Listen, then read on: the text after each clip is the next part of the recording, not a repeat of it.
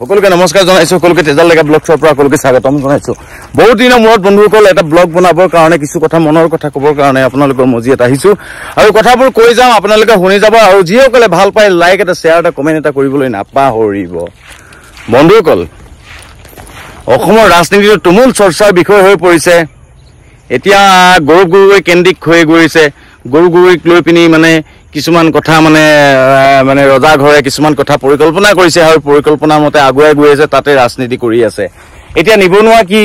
নিবনুৱা সংস্থাপন কেনেকৈ কৰিব লাগিব ইত্যাদি ধৰণৰ কোনো সমস্যা অসমত নাই এতিয়া সমস্যা আছে যে পাকিস্তানৰ সৈতে গৌৰৱ গগৈ যোগাযোগ আছে এইটোৱে হৈছে মূল সমস্যা অসমৰ সমস্যা হৈছে গৌৰৱ গগৈ পাকিস্তানত গৈ বাহৰ পাতিছে আৰু তেওঁৰ লৰা ছোৱালী বিলাকে ভাৰতৰ নাগৰিকত্ব লোৱা নাই এইটোৱে হৈছে সমস্যা অসমত একো এটা সমস্যা হোৱা নাই অসমত বানপানীও হোৱা নাই অসমৰ ৰাস্তা পদূলি একো নাই অসমত নিবনুৱা সংস্থাপনৰ একো নাই অসমীয়া দাম দৰো বঢ়া নাই গতিকে অসমত একো সমস্যা নাই অসমত অকল এটাই সমস্যা আছে গৌৰৱ গগৈয়ে